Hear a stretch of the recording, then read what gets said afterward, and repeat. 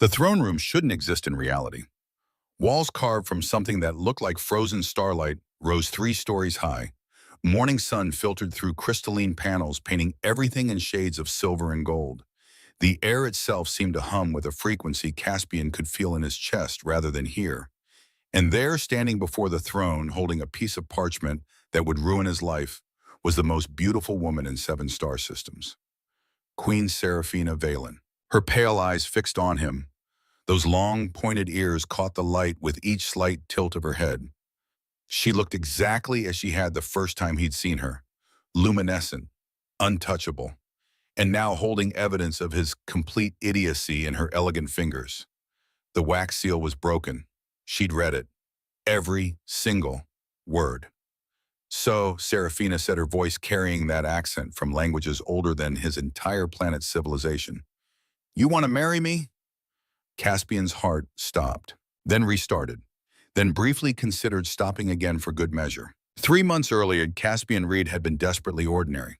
The kind of ordinary that came from growing up on a farming colony where the most exciting event of the year was the Apple Harvest Festival, where his greatest achievement at age 12 had been winning a regional spelling competition, where his entire future had looked like generations before him. Orchards, simple work, quiet life, until his landlord started making creative threats about overdue rent. The advertisement appeared on his datapad like divine intervention. Royal Scribe position available. Immediate start. Room and board included. The fact that the position required relocating to an entirely different planet seemed like a minor detail at the time. The fact that he'd be working for an alien queen barely registered past the words room and board included. Caspian hit apply before his practical side could object. 2 weeks later, he stood in the arrival terminal of Valen Prime's capital city, watching ships that defied his understanding of physics land and depart in streams of light. Buildings rose like crystal spires connected by bridges that seemed to float without support. Citizens from a dozen different species moved through crowds with the casual efficiency of people who'd long ago stopped being amazed by quantum architecture. He clutched a single bag containing everything he owned. His stomach twisted with something between excitement and the certainty he'd made a terrible mistake.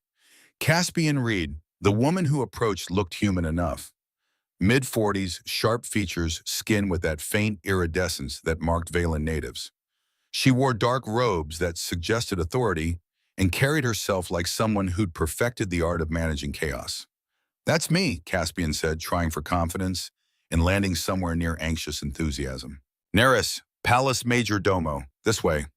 She moved through the terminal like water flowing downhill, smooth, inevitable. Caspian scrambled to keep up. The transport to the palace operated on principles he didn't understand. They stepped into a crystalline pod that sealed itself and then simply appeared at their destination. No sensation of movement, no time passing, just the terminal, then the palace courtyard. Caspian's brain stuttered trying to process it. "Quantum translocation," Neris said without being asked. "Try not to think about it too hard. Last scribe gave himself migraines for a week." What happened to the last scribe? The question escaped before Caspian could stop it.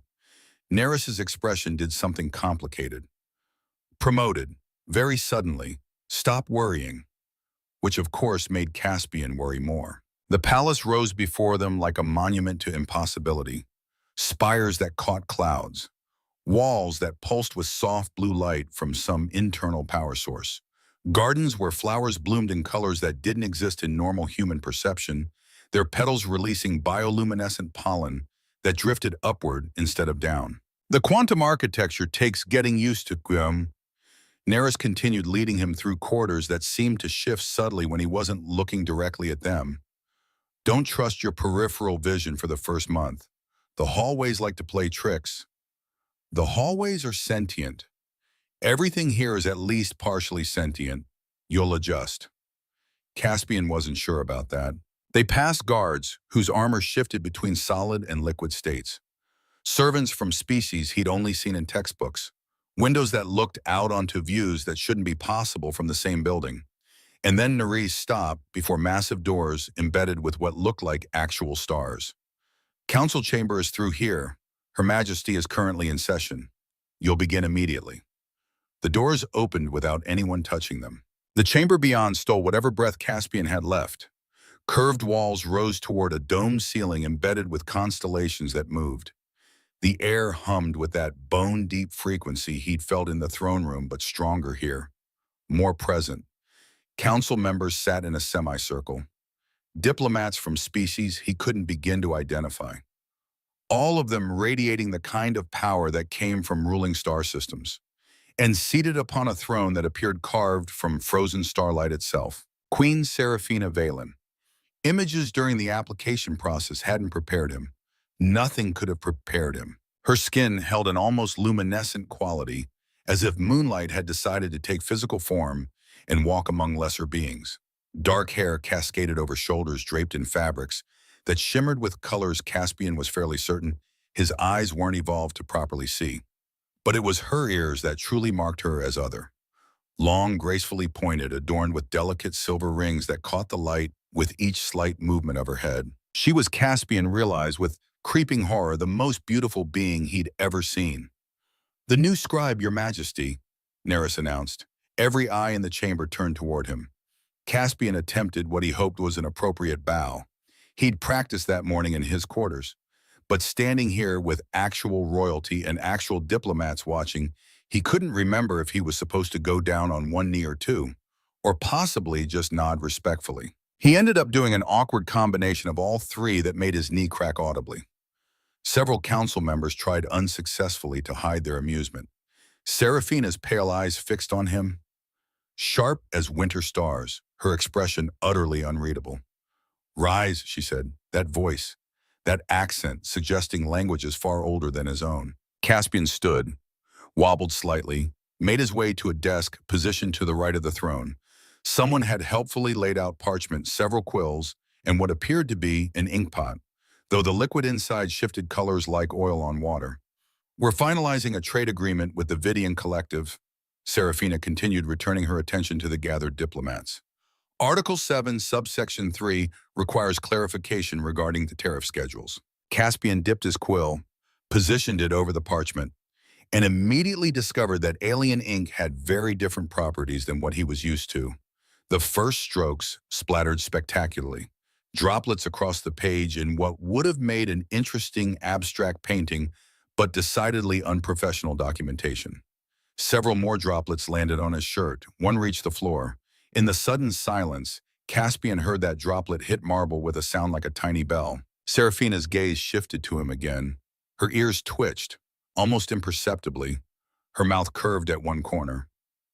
Amusement. She was amused. Perhaps the scribe requires a moment to familiarize himself with the equipment, she said, her voice perfectly neutral, despite that curve of her lips. "No, Your Majesty." Caspian's words tumbled out too fast. "I'm fine, completely fine, ready to proceed, very ready, extremely prepared for subsection 3. He was definitely going to be fired before lunch, but Serafina simply nodded. The discussion continued, something about quantum locked shipping containers and temporal customs checkpoints that went entirely over Caspian's head. He focused on transcribing words, trying to ignore the way his hand trembled slightly, trying very hard not to look at the throne where she sat with perfect posture, commanding the room with casual authority that seemed woven into her bones. By the time the session ended 2 hours later, Caspian had managed to produce a document that was only mostly illegible.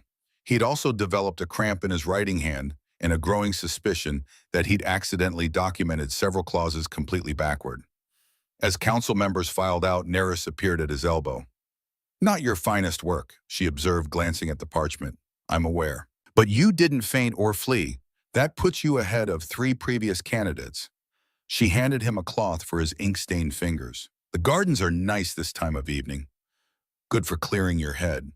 Caspian took the suggestion gratefully. The palace gardens existed in defiance of everything he knew about horticulture. Flowers bloomed in colors that hurt to look at directly.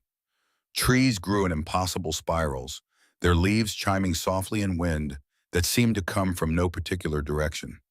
In the distance, he could see the city spreading out beneath the palace buildings, connected by streams of light that flowed like rivers through the air. He traveled across the galaxy to work for a queen whose beauty made his chest ache, in a palace that operated on principles he didn't understand. documenting treaties for species he'd never heard of. Caspian sat on a bench that adjusted itself to his weight. This was either the best decision of his life or the most catastrophically stupid, possibly both. 3 weeks into employment, Caspian had developed a working theory that the universe had a sense of humor, and he was the punchline. He'd managed to transcribe an entire diplomatic accord upside down, required a midnight session with Neris to recreate it before the Terran ambassador noticed. He'd accidentally activated what he thought was a decorative lamp. Turned out to be an emergency distress beacon that summoned a military frigate from orbit.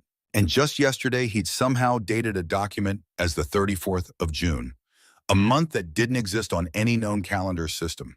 "You're improving," Neris said, setting down a plate of something that looked like pastries but shimmered faintly. "Last week, you would have dated it the 37th. Caspian accepted the food. He'd learned not to ask too many questions about what he was eating. Everything tasted vaguely like cinnamon and starlight anyway. "I'm a consummate professional. You spelled sovereignty with a W in yesterday's treaty draft. A silent W, very advanced linguistic choice." Neris's laugh echoed off crystalline walls. She'd warmed to him considerably after he'd helped her reprogram a malfunctioning service bot that kept trying to serve drinks to potted plants. Other staff members had followed her lead.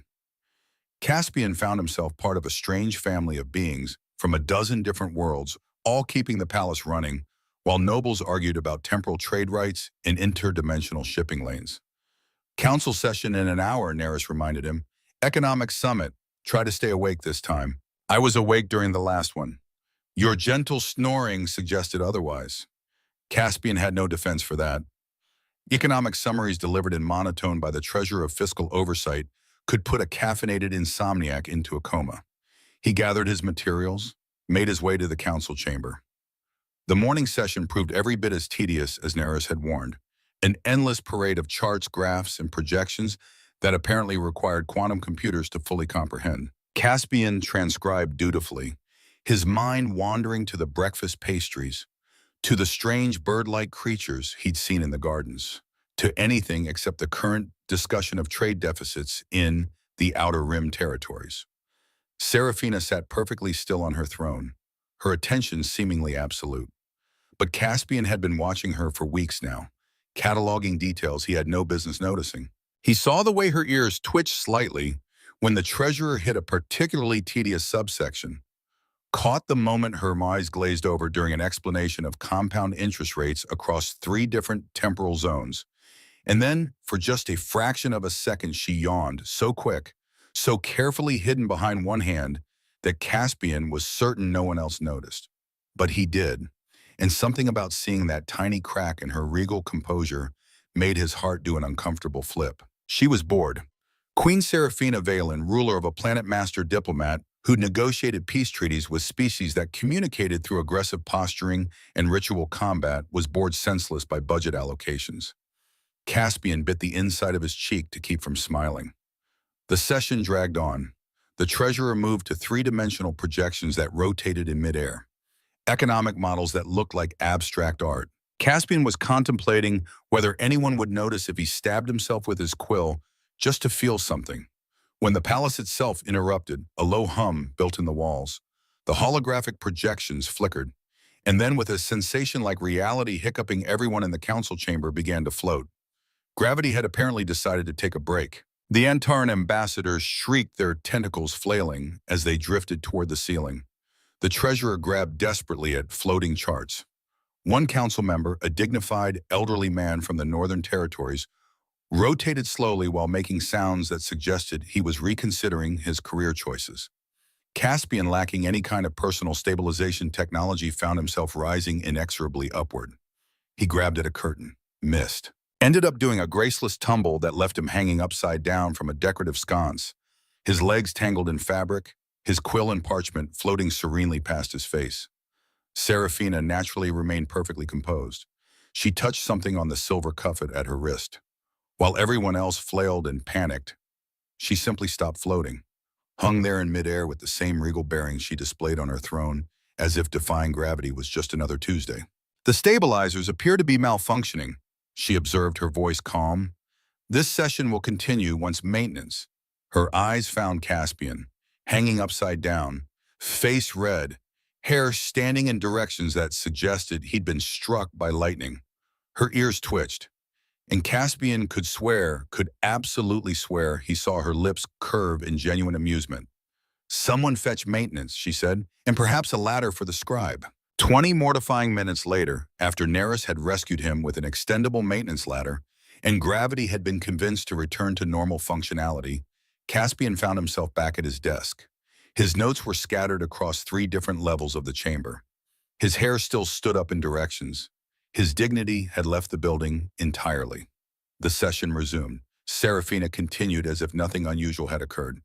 And then Caspian heard it. Soft, quickly stifled, but unmistakable. Serafina was laughing. It lasted perhaps 2 seconds before she composed herself. But Caspian had heard it, that genuine sound of mirth, and something warm and entirely inadvisable bloomed in his chest. As the council finally adjourned, as diplomats filed out, still adjusting their formal robes, a voice spoke directly into Caspian's ear. Not a voice exactly, more like a presence manifesting as sound. "She needs someone like you." Caspian spun around, no one there. Down here, a holographic interface materialized on his desk, soft blue light coalescing into something almost like a face. "Echo," Caspian whispered. He'd heard about the Palace AI, but never directly interacted with it. She laughed. Echo said something like wonder in that synthetic voice. "Do you understand?" She laughed. "In all my years monitoring this palace, analyzing emotional patterns, optimizing palace systems, I have never heard her laugh like that. I was hanging upside down from a chandelier." Exactly. If an AI could sound pleased, Echo did. "Don't give up, Caspian Reed. She needs someone like you, someone who sees her, not the crown, her." The interface dissolved, leaving Caspian alone with scattered parchments and a heart performing acrobatics it had no business attempting. That night, unable to sleep, Caspian explored his quarters more thoroughly than he had during the chaotic first weeks. Standard scribe accommodation, bedroom, small work area, storage space, and in the storage space hidden behind supplies, a drawer that stuck slightly when he pulled. Inside, a leather-bound journal. He shouldn't have opened it. Privacy, professional boundaries, basic human decency, but his fingers moved anyway. The handwriting was elegant, careful. Each letter formed with precision that spoke of someone who took their work seriously. Day 47. I'm in love with her. I don't know when it happened.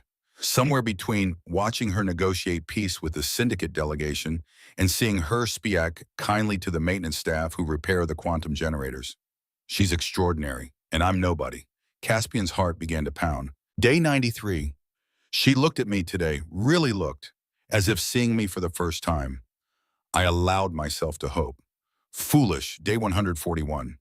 I'm leaving tomorrow, not because I want to, because I have to. Love isn't enough to bridge the distance between Scribe and Queen, between ordinary and extraordinary. I told them I accepted the promotion. Better a clean break than watching from the sidelines as she marries someone worthy of her. I will love her until the stars go dark. But loving her means letting her go. The journal ended there. Caspian sat on the edge of his bed, hands trembling slightly. The previous scribe hadn't been promoted. He'd run. Fled before his heart could break entirely, and Caspian understood with perfect terrible clarity that he was walking the exact same path, making the exact same mistakes, falling for someone so far beyond his reach that the very concept was absurd. Queen Serafina Valen, who ruled a planet, who negotiated with beings that had mastered quantum mechanics, who carried the weight of an entire civilization on those elegant shoulders, and Caspian Reed, who couldn't even manage to spell sovereignty correctly. He should resign, pack his things, find transport off-world before this got any worse. But even as the thought formed, he knew he wouldn't. Because tomorrow there would be another council session, another chance to see her hide a yawn, another moment where her ears might twitch with suppressed amusement, and Caspian was too much of a coward to walk away from that. He placed the journal back in the drawer, tried to sleep, failed. The summons came 3 days later. Emergency council session. Mandatory attendance for all palace staff with clearance. Caspian arrived to find the chamber already packed. Tension thick enough to cut. Serafina sat on her throne, her expression carved from ice. beautiful and terrible, and utterly remote. Counselor Aldrich stood before her. Older man, gray hair, face lined with the kind of gravitas that came from serving 5 generations of rulers. He held a data tablet, his expression grim. "Your Majesty," Aldrich began, his voice carrying to every corner of the chamber. "This council has served your family for 200 years. We have watched you rule with wisdom and strength for 4 decades. We have supported every decision, every treaty, every sacrifice you've made for this kingdom." Serafina's face remained impassive, but Caspian, who'd learned to read the tiny tells, saw her fingers tighten on the armrest. "However," Aldrich continued, "there comes a time when even the most devoted counsel must speak truths the crown may not wish to hear." He activated the tablet. Names appeared in holographic text above the chamber floor. Prince Davion of the Outer Reaches, Duke Marin of the Celestial Territories, Lord Commander Terran of the Alliance Worlds. More names scrolled past. Each of these men represents a suitable match. Each brings political advantage, military alliance, or economic benefit. Each has formally requested the honor of your hand in marriage. Serafina's expression didn't change, but something in her eyes went very cold. "This council," Aldrich said, and Caspian heard genuine regret in his voice, "hereby declares that Queen Serafina Valen must enter into marriage within 6 months. Failure to do so will be interpreted as inability to secure succession. An inability to secure succession will result in abdication proceedings as outlined in the Constitutional Charter, Article 47. Silence crashed through the chamber. 6 months, Serafina repeated, her voice utterly neutral. "Yes, Your Majesty. And if I refuse, then this council with great sorrow will have no choice but to remove you from power. For the good of the kingdom." Serafina stood. Every being in the chamber felt it. That shift from queen to something else. Something that had ruled for 40 years and would not be pushed easily. "This council is dismissed," she said softly. But that softness held the kind of danger that made grown diplomats take a step back. She left through the private entrance. The chamber erupted into controlled chaos. Caspian remained at his desk, pen forgotten, heart racing. 6 months. Serafina had 6 months to choose a husband from a list of powerful strangers, or lose everything she'd spent 4 decades building. And Caspian Reed, scribe from a farming colony whose greatest achievement was spelling sovereignty with a W, could do absolutely nothing except watch it happen. The journal's words echoed in his mind. Love isn't enough to bridge the distance. He'd been here less than a month and already knew with absolute certainty that the previous scribe had been right. But knowing didn't make it hurt less. The crisis arrived on a Tuesday morning with the kind of quiet devastation that changes everything. The Andorian collective, responsible for 40% of the sector's agricultural exports, announced their withdrawal from the trade consortium. 7 star systems, billions of people, all facing potential starvation within months. Caspian watched the emergency session from his desk. Council members arrived, pale-faced voices, tight with barely controlled panic. Holographic displays showed supply chain projections that looked like fractures spreading through glass. Each red line representing millions of lives hanging in the balance. And Serafina, who sat perfectly still on her throne while the weight of 7 systems settled onto shoulders that already carried too much. The sessions began bleeding into each other. 16-hour days became normal, then 18, then time stopped having meaning altogether. Caspian found himself working through nights he couldn't remember starting, transcribing negotiations with Andorian representatives whose holographic forms flickered at the edges of reality. Watching Serafina operate on what had to be less than 3 hours of sleep, sustained by stimulants that made her eyes too bright, her movements too precise. Like a blade being sharpened to the breaking point. He saw her hands shake once during a particularly tense negotiation. Saw her close her eyes for just a fraction of a second, gathering strength from some reserve he couldn't fathom. Saw her alone, always alone, making decisions that would save millions or doom them, with no one to share the burden except the diplomatic mask surrounding her. On the 4th night, Caspian worked alone in the archive room, cross-referencing treaty precedents that might provide legal framework for a compromise. His eyes burned, his hand cramped around the quill. Somewhere around the third hour, he'd stopped being able to tell if the words made sense or if exhaustion had turned them into abstract symbols. The door opened without warning. Serafina stood in the doorway, and for the first time since he'd known her, she looked fragile. That luminescence he'd noticed on the first day had dimmed to something that reminded him of a candle burning down to nothing. Her ears drooped slightly, a detail he'd never seen before. She carried a data tablet in one hand and what appeared to be the weight of several worlds on those elegant shoulders. "Your Majesty." Caspian stood quickly, nearly knocked over his inkpot in the process. "I didn't expect. Is there something you need?" The 2247 accord with the Vidian territories. Her voice carried exhaustion like a physical thing. Article 12 had a clause about agricultural trade disputes. I can't remember the exact wording. Caspian pulled the relevant treaty from the shelves, his fingers finding it automatically after months of organizing documents. He brought it to the reading table where Serafina had already sat down. Her posture suggested she might not get back up without significant effort. "Here," he said, pointing to the section. Subsection 4 addresses mediation protocols for commodity disagreements. Serafina leaned forward, studying the text with an intensity that suggested she was forcing her exhausted brain to process information it no longer wanted to hold. Caspian noticed her hands trembling slightly against the parchment. Something in his chest cracked. "You should rest," he said before his brain could stop his mouth. "Your Majesty?" She looked up at him, and something in her expression was so raw, so stripped of the diplomatic mask she wore that Caspian felt his heart clench painfully. "If I rest, people starve," she said simply. 7 systems worth of people who trusted me to keep them safe. Caspian did something incredibly stupid. He went to the small beverage station the archivist maintained, found the tea from his homeworld that he'd brought months ago, prepared it the way his mother had taught him. Nothing fancy, no alien technology, just hot water and leaves and time. He set the cup in front of Serafina without ceremony. She stared at it as if he'd presented her with something incomprehensible. "What is this?" "Tea from my colony. It won't solve the Andorian situation, but it's warm, and it might help you think more clearly." He hesitated. "My mother always said that sometimes you have to take care of yourself before you can take care of anyone else." Serafina lifted the cup with both hands, inhaled the steam, took a careful sip. Her eyes closed briefly. "It's good. It's simple, but sometimes simple helps." They sat in silence while she drank. Caspian returned to his treaty research, giving her space but remaining present. A quiet companion in the long night. He noticed how her shoulders gradually relaxed, how the trembling in her hands stilled. "Tell me about your colony," she said suddenly. "What was it like before you came here?"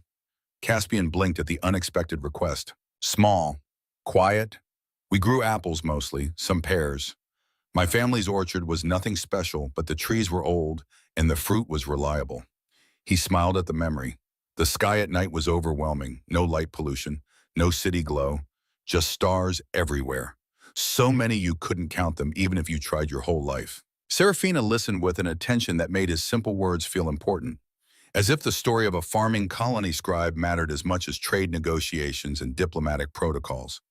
"It sounds peaceful," she said quietly. "It was. Is." Caspian surprised himself with the honesty. "I miss it sometimes, but I wouldn't trade this for anything." Her pale eyes found his, searching, and Caspian realized too late what he'd revealed in that statement. Not the palace, not the position, these moments, her. The Andorans respond better to personal appeals than legal frameworks. Serafina said quietly, returning to the crisis as if the moment hadn't happened. "They value individual honor over institutional obligation.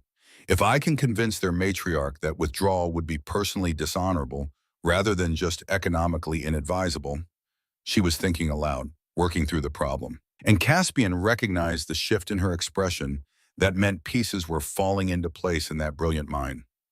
Article 12 could support that approach, he offered. The mediation protocols emphasize individual representative accountability. Serafina's smile when it came was genuine and unguarded, and completely devastating. "Yes, exactly that." She finished her tea, stood with renewed energy, paused at the door. "Thank you, Caspian." It was the first time she'd used his name directly. Hearing it in her voice did something catastrophic to his internal organs. "Anytime, Your Majesty." She left, taking her data tablet and her renewed determination, leaving Caspian alone with the treaties in his hopelessly compromised heart. 3 days later, Serafina brokered a compromise that saved the trade agreement. Caspian watched from his desk as she negotiated the final terms with the Andorian matriarch, speaking of honor and mutual obligation with such conviction that even the hardened council members looked moved.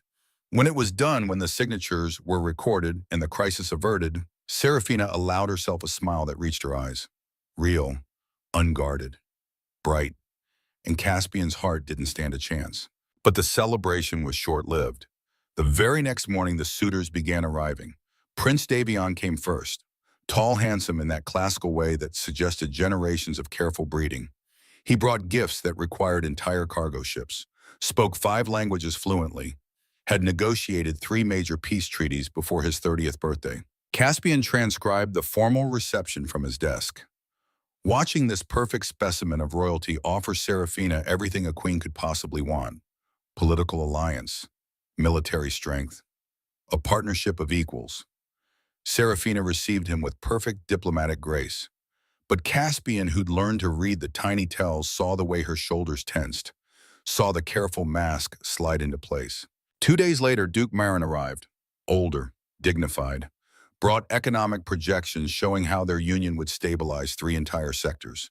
Then Lord Commander Terran, military genius, decorated war hero, eyes that suggested he'd seen too many battles and survived them all, each one perfect, each one suitable, each one making Caspian feel smaller and more insignificant by comparison. He was a scribe who still occasionally misspelled basic diplomatic terminology. They were princes and commanders and dukes who shaped the fates of billions. The distance between them might as well have been measured in light years. On the 7th day of diplomatic receptions, Prince Davion requested a private audience. Caspian wasn't present for it, but he saw Serafina emerge 2 hours later. Saw her face. Saw something that looked almost like resignation. That evening, Counselor Aldrich found Caspian in the archive room. "The prince has formally proposed," Aldrich said without preamble. "Her Majesty is considering." The words landed like physical blows. "I see. He's a good match, Reed. Everything the kingdom needs. Everything she needs." Aldrich's expression softened slightly. "Sometimes duty requires sacrifices we'd rather not make." After Aldrich left, Caspian sat in the quiet archive, surrounded by treaties and agreements and the recorded history of a civilization that had endured for millennia, and felt very, very small. The reception for Prince Davion's formal proposal was the grandest event Caspian had witnessed. The great hall transformed into something from a dream. Crystalline chandeliers casting rainbow light across floors that reflected like still water. Musicians from 6 different worlds playing instruments Caspian couldn't name. Dignitaries in formal wear that cost more than his family's entire orchard. And Serafina, wearing a gown that seemed woven from starlight itself, her hair adorned with silver that caught every movement. Those pointed ears framed by jewelry that must have been worth a small planet. She looked like what she was, a queen, untouchable, perfect, so far beyond his reach that the very concept of reaching was absurd. Prince Davion stood beside her, handsome, confident, speaking with assembled nobility as if he'd been born to rule alongside her, which Caspian supposed he had been. Caspian stood at his designated position, transcribing diplomatic pleasantries, watching the woman he loved consider marrying someone else because duty demanded it. The ceremonial torches had been placed throughout the hall for ambiance, decorative flames in crystalline holders that didn't actually provide heat, just aesthetic warmth. Someone handed Caspian one to hold during a formal toast. He should have realized it was purely decorative, should have known not to move it. But when Prince Davion raised his glass when the entire hall turned to face the couple, Caspian attempted a respectful bow. The torch caught on his jacket sleeve. The fabric ignited with enthusiasm that suggested it had been waiting for this opportunity. Caspian yelped, dropped the torch, tried to pat out the flames with his free hand, which only fanned them higher. An alarmed diplomat made sounds that probably translated to stop, drop, and roll. Someone else attempted to help, but ended up tangling them both in a decorative banner that also caught fire. The flames climbed higher, and then Serafina was there. She grabbed the nearest beverage, crossed the space between them in 3 strides, doused both Caspian and the banner in what smelled like very expensive wine. The flames died. Caspian stood there dripping, mortified, acutely aware that half the diplomatic corps was staring at him, and that Serafina's hands were still on his shoulders from where she'd steadied him. Perhaps the scribe should avoid open flames in future, she said, her voice perfectly level. But her eyes held something that made Caspian's breath catch. Not laughter this time, something deeper, something that looked almost like pain. "Sound policy, Your Majesty," he managed. She handed him a cloth that appeared from somewhere, their fingers brushing briefly in the exchange. Her skin was warm, warmer than he had expected. The contact lasted perhaps half a second, but Caspian felt it in his chest like an electrical current. "You should change," she said quietly, and turned back to the reception. Back to Prince Davion, who waited with patient understanding. Back to the life of duty and sacrifice and careful distance from anything that might actually matter. Caspian fled to his quarters, stripped off the wine-soaked jacket, sat on the edge of his bed with his head in his hands. This was unsustainable. This constant awareness of her, this cataloging of details, this ache that built every time she smiled at something Echo said or showed unexpected gentleness to maintenance staff. She was a queen who negotiated with beings that had mastered quantum mechanics. He was a scribe whose greatest achievement had been winning a spelling competition at age 12. The distance between them couldn't be bridged. No amount of tea in archive rooms or shared moments during gravity malfunctions would change that fundamental truth. She needed someone like Prince Davion, someone worthy of standing beside her, not someone who set himself on fire at diplomatic receptions. Caspian changed into clean clothes, sat at his small desk, and pulled out parchment and quill. He wasn't going to send it, wasn't going to do anything except externalize these feelings before they consumed him entirely. Just words on paper, private confession, catharsis. The quill moved almost without conscious direction. He wrote about seeing her for the first time, how morning light had caught in her hair, and he'd known immediately his life had just become complicated. Wrote about the gravity malfunction, about every mortifying moment that should have convinced him to maintain professional distance, but had somehow done the opposite. Wrote about her strength during the Andorian crisis, the weight she carried without complaint, how she sat in the archive room drinking tea as if his simple gesture had mattered. He confessed that he saw her loneliness, recognized it because it mirrored something in himself. That behind the crown, behind the diplomatic brilliance, he glimpsed someone who'd forgotten what it meant to be seen as just herself. Wrote that he knew this was impossible, that the distance between scribe and queen might as well span galaxies, but that witnessing her existence had fundamentally altered something in him that couldn't be unaltered. The letter grew longer than any treaty he'd ever transcribed. By the time Caspian finally set down his quill, the bioluminescent flowers outside his window had begun their evening glow, painting his quarters in shades of blue and violet. He read it over once, heart hammering against his ribs with each sentence. It was too honest, too raw, too everything. The kind of confession that could end careers and ruin lives. Caspian sealed the parchment with hands that trembled slightly. He would keep it in his desk drawer. Private record of temporary insanity. No one would ever read his humiliating outpouring of inappropriate emotion. He tucked the letter beneath a stack of blank parchment, secure in the knowledge that his secret was safe. Caspian woke to morning light with a particular quality that suggested he was late for something. He dressed quickly, grabbed his materials, was halfway to the council chamber when a terrible thought stopped him mid-stride. The letter. He'd left it in an unsecured drawer. The palace AI monitored everything for security purposes. Energy fluctuations, unauthorized communications, potential threats to the crown. Echo would have scanned his quarters last night, would have flagged unusual activity, would have detected emotional content beyond normal parameters in a document that mentioned the queen by name repeatedly. Caspian's blood went cold. He ran back to his quarters, materials forgotten, propriety abandoned, burst through the door, crossed to his desk in 3 strides, yanked open the drawer with enough force to send its contents scattering.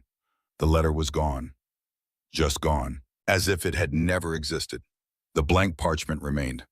The practice drafts lay exactly where he'd left them, but the sealed letter containing every foolish feeling he'd ever had about Queen Serafina had vanished completely. "No," Caspian said aloud. "No, no, absolutely not." He searched the floor, the desk, under furniture where the letter couldn't possibly have migrated on its own. Nothing. His heart raced through catastrophic scenarios: immediate dismissal, imprisonment, deportation. And then his datapad chimed, a message in elegant script. "Throne room, now." Caspian's heart stopped entirely. She knew. She'd read it. And now he had to face the consequences of his spectacular failure of judgment. The walk to the throne room felt approximately 10,000 miles long. Guards nodded to him, oblivious to his internal catastrophe. The palace hummed with its usual morning energy, business as usual, while Caspian's world ended in slow motion. The throne room doors opened silently at his approach. Morning light streamed through crystalline walls, painting everything in shades of gold and white that would have been beautiful under any other circumstances. The room was empty except for one figure standing by the window. Serafina held a piece of parchment in her fingers, the wax seal broken, Caspian's handwriting visible even from across the room. She turned as he entered, her expression completely unreadable, the diplomatic mask firmly in place, giving nothing away. She looked down at the letter, then back at him, those pale eyes steady, searching. "So," Serafina said quietly, "you want to marry me?" The question hung in the air between them, like a held breath, like the moment before gravity decides which way to pull, like every impossible thing Caspian had ever wanted, suddenly balanced on the edge of maybe. Time stopped being a reliable concept. Caspian stood frozen in the doorway while his brain attempted to process the question that had just rearranged his entire understanding of reality. His mouth opened, closed, opened again without producing any sounds that qualified as language. "I can explain," he finally managed, which was possibly the worst opening to any conversation in recorded history. "Actually, no, I can't explain. There's no reasonable explanation except temporary insanity brought on by prolonged exposure to someone who shouldn't be allowed to exist because it's fundamentally unfair to everyone else's cardiovascular systems." Serafina's ears twitched. That movement Caspian had learned to recognize as suppressed amusement, but her voice remained carefully neutral. "That's quite a medical theory. I should resign immediately." The words tumbled out in a rush. "Pack my things, find the next transport to literally anywhere else. You can forget this ever happened." "I'm so sorry, Your Majesty. I never meant for you to see that. Never meant to write it in the first place." "Caspian." She cut through his spiral with a single word. His name, spoken in that accent that had haunted his dreams for months. "Stop apologizing and answer the question." Her pale eyes held his. "Did you mean what you wrote?" Every survival instinct Caspian possessed screamed at him to lie, to backtrack, to salvage whatever remained of his dignity and career. But he looked at her standing there in the morning light, holding his catastrophically honest letter, and found he couldn't add dishonesty to his list of mistakes. "Yes," he said quietly, "every word, which is why I should really leave before this gets any more mortifying for both of us." Echo flagged unusual emotional content in a document originating from your quarters. Serafina's voice carried something beneath the diplomatic neutrality, something that made Caspian's heart stumble. "Security protocols require review of anything that mentions the crown directly. I accessed the file against my better judgment." "I understand. I read it 3 times. Caspian's brain stuttered to a halt. "I'm sorry, what?" Serafina set the letter down on a nearby table, her fingers lingering on the parchment for a moment before she turned to face him fully. The diplomatic mask slipped, just slightly, but enough that Caspian saw something raw beneath it. "But Caspian," she took a breath, "Echo didn't take your letter. I did." His confusion must have shown on his face. "I couldn't sleep that night," she continued quietly. "The weight of Prince Davian's proposal, the council's expectations, everything pressing down until I couldn't breathe. At 4 in the morning, I found myself walking through the palace corridors, and somehow, without meaning to, I ended up outside your quarters." Her voice dropped to barely a whisper. "The door wasn't locked. I saw the letter on your desk, sealed, addressed to no one, and I knew I shouldn't. Every protocol, every boundary screamed at me to walk away. But I couldn't leave without knowing what words you'd written in the dark when you thought no one would ever read them. She met his eyes, so I took it, broke into your room like a thief and stole your private thoughts. Echo flagged the unusual activity after I'd already left. Security protocols required review of what I'd taken, but by then I'd already opened it, already read every word. A pause. The first time was shock, she said. The second was attempting to determine if I'd misunderstood something. She paused. The third was wondering if perhaps I'd been equally foolish without realizing it. The throne room felt suddenly very small, very quiet. I don't understand. You think I didn't notice you? Something between amusement and exasperation colored her voice. You who somehow manages to set yourself on fire at diplomatic receptions and transcribe treaties upside down. You who brings me tea from your homeworld like it's the most natural thing to offer a queen. You who looks at me like I'm a person rather than a political necessity. Caspian's heart performed acrobatics that should require safety equipment. I thought I was being subtle. You knocked over your ink pot the first time you saw me. The corner of Serafina's mouth curved upward. You spent 2 months volunteering for extra work that just happened to keep you in the palace until unreasonable hours. You learned to predict when I was lying to diplomats because you watched my ears. She moved closer, and Caspian forgot how to breathe. I noticed, Caspian. I've been noticing for quite some time. But he gestured helplessly at her, at the throne room, at the fundamental impossibility of the situation. You're you, and I'm someone who recently had to be rescued from a chandelier by maintenance staff. Yes, that was memorable. Her eyes held something warm. Echo has it recorded for posterity. I've watched it 7 times. That's mortifying. That's honest. Serafina stopped just beyond arm's reach, close enough that Caspian could see the faint shadows beneath her eyes. Evidence of too many late nights and too much responsibility. Do you know what 40 years of ruling teaches you how to read people? How to see through flattery and political maneuvering? How to recognize when someone wants your crown versus when someone wants... She seemed to choose her words carefully. When someone sees past the crown entirely. I see you, Caspian said, the words coming out more intensely than intended. I see someone who falls asleep reading economic reports and speaks to the palace AI like a friend. Someone who negotiated peace while running on 3 hours of sleep. Someone who's so busy taking care of everyone else that she forgets to take care of herself. His voice dropped lower. Someone who's been alone for so long that she convinced herself it was easier that way. Serafina's breath caught, almost imperceptibly. Until a scribe from a farming colony appeared in her throne room, she said quietly, knocked over his inkpot, and proceeded to be genuinely catastrophically himself without any agenda whatsoever. They stood close enough now that Caspian could see the way her hands trembled slightly, nerves matching his own. The letter asked if I wanted to marry you, she continued. That's somewhat accelerated, even by diplomatic standards. Heat flooded Caspian's face. That was hyperbole, emotional exaggeration. I didn't literally mean, I'm aware, Serafina cut him off gently. But it did make me think about what I do want. Her voice dropped to something almost uncertain. I want to have dinner with someone who brings me tea without being asked. I want conversations that aren't about trade agreements or political strategy. She stopped, met his eyes, and Caspian saw vulnerability there that matched his own. I want to see if this impossible thing might be possible after all. Hope bloomed in Caspian's chest, bright and terrifying and completely overwhelming. Dinner, he repeated, brain struggling to keep up. You want to have dinner with me. Unless you'd prefer to skip directly to marriage proposals. No dinner is considerably more sensible. But even as he said it, even as something warm and wonderful unfurled in his chest, reality crashed back. Wait, what about Prince Davion? The council's ultimatum. You have 6 months to...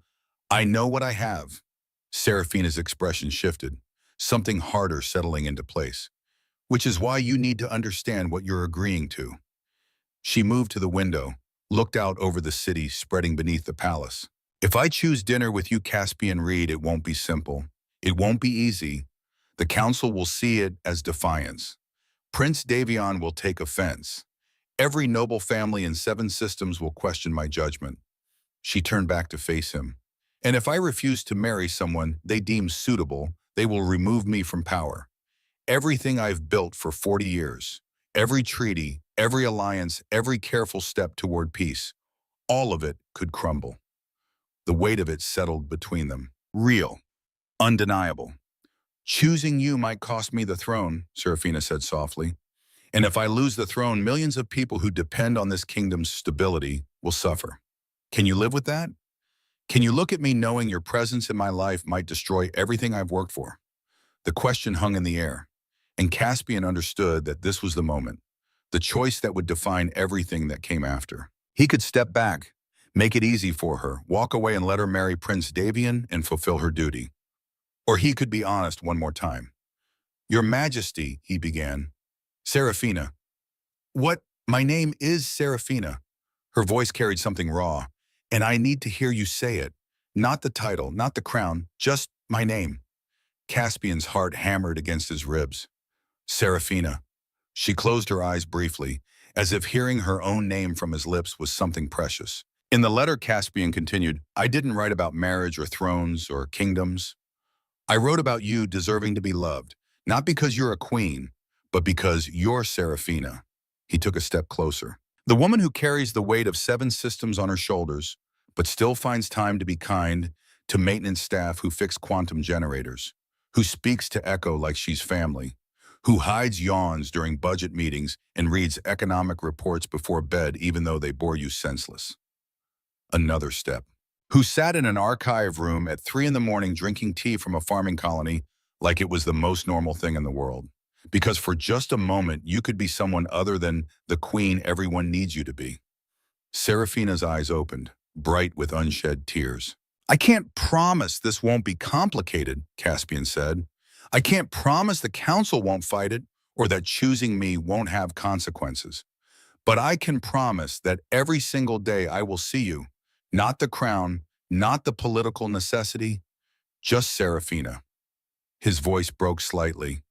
And if that's enough, if being seen is worth the risk, then yes, I want dinner, I want conversations, I want every impossible moment we can steal from duty and responsibility. He met her eyes. Because witnessing you exist has been the greatest privilege of my life, and I'm not brave enough to walk away from that, even if logic says I should. Serafina crossed the remaining distance between them, reached up, touched his face with fingers that trembled. You're wrong about one thing, she whispered. You are brave. Braver than princes who offer political alliances. Braver than commanders who've won wars. Her thumb brushed his cheek. Because you're offering something infinitely more terrifying. Truth. Vulnerability.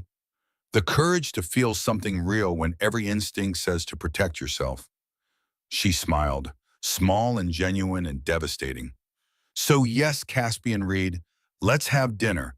Let's see what happens when a queen stops hiding and a scribe stops apologizing for taking up space. And then she kissed him, soft, brief, the kind of kiss that changed everything while changing nothing at all. When she pulled back, her eyes held determination that reminded Caspian why she'd ruled for 40 years. But first, she said, I have a council to address. The emergency session was called for that afternoon. Word spread through the palace with the speed of quantum communication. Something was happening, something that would reshape the kingdom's future. Caspian stood at his usual position, heart racing, watching nobility file into the chamber with expressions ranging from curiosity to concern. Prince Davion arrived, his handsome face carefully neutral. Councillor Aldrich took his position, gray hair perfect, expression grave. The chamber filled, silence settled. And Serafina entered, not wearing the formal robes of state, not adorned with crown jewels or ceremonial markers of office, just a simple dress that caught the light, her hair loose, looking more like herself than Caspian had ever seen her in public. She ascended to the throne, but didn't sit, stood before it instead, facing the assembled power of 7 systems. This council, she began, her voice carrying to every corner of the chamber, has served my family for 200 years. You have advised with wisdom, supported with loyalty, sacrificed alongside me for the good of this kingdom. Murmurs of agreement rippled through the assembled nobles. You asked me to marry within 6 months, to secure succession and stability, to do my duty as I have done for 40 years. Serafina's gaze swept the room. I understand the reasoning. I respect the concern, but I will not comply. The silence that followed could have shattered glass. I will not marry Prince Davion, however suitable. I will not marry Duke Marin, however advantageous. I will not marry any suitor chosen for political benefit.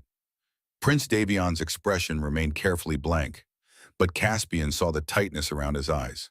If this council chooses to remove me from power for that refusal, Serafina continued, then I accept the consequence. Because 40 years ago I inherited a broken world. I sacrificed my youth, my freedom, every personal desire for this kingdom's survival. Her voice softened, but the steel beneath it grew stronger. I have rebuilt what war destroyed, secured peace with enemies who wanted us extinct, negotiated treaties that protect billions of lives.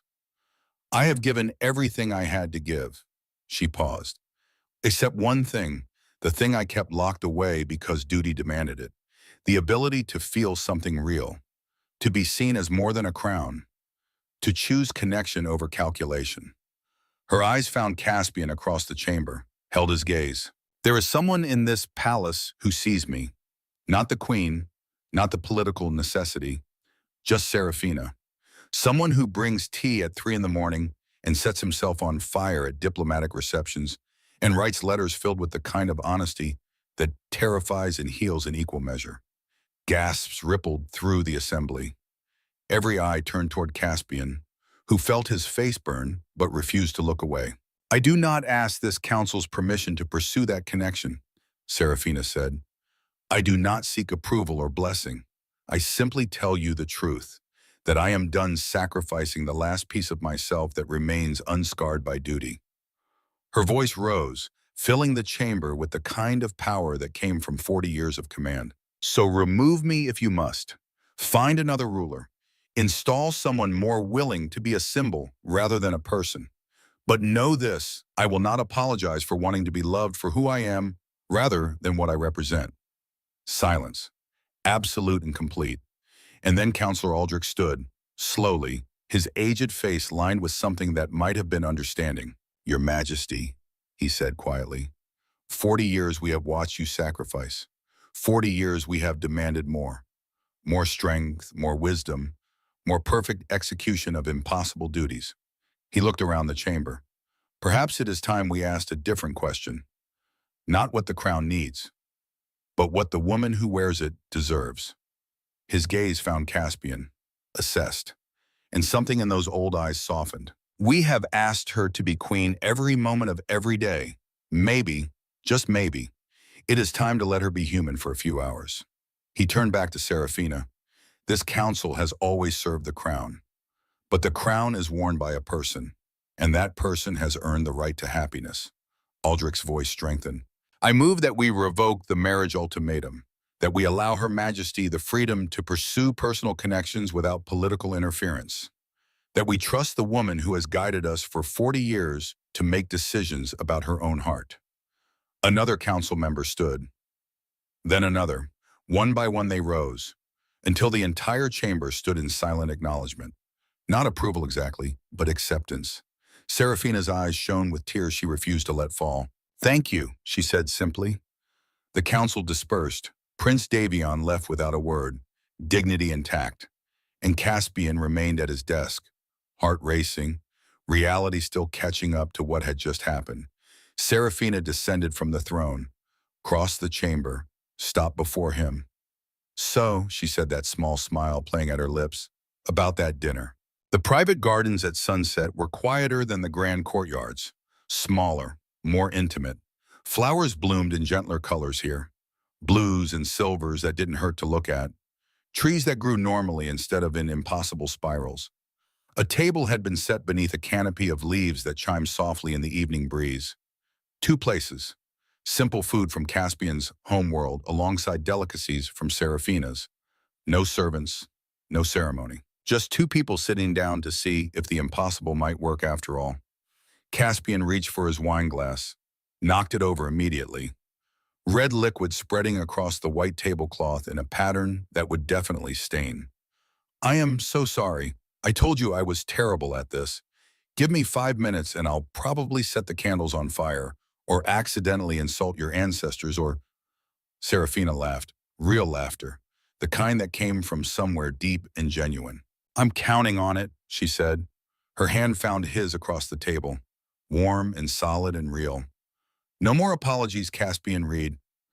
Just dinner between two people who are probably making terrible decisions, but might be willing to make them together.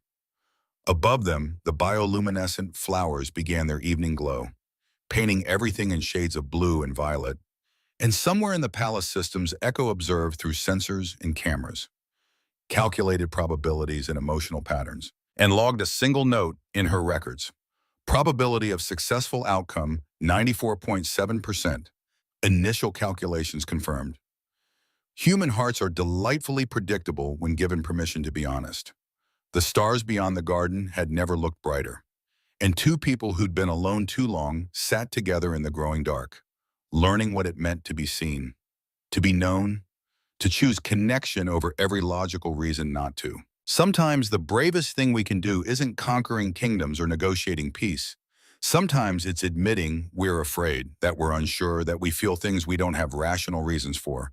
Sometimes it's showing up with trembling hands and a heart full of impossible hope, believing that vulnerability isn't weakness, but the strongest foundation we can build upon. The distance between Scribe and Queen measured in light years. But love, real love, doesn't care about distance, only about whether two people have the courage to cross it. And in a garden on a planet far from Earth, under alien stars and impossible flowers, Caspian Reed and Queen Serafina Valen took the first step together.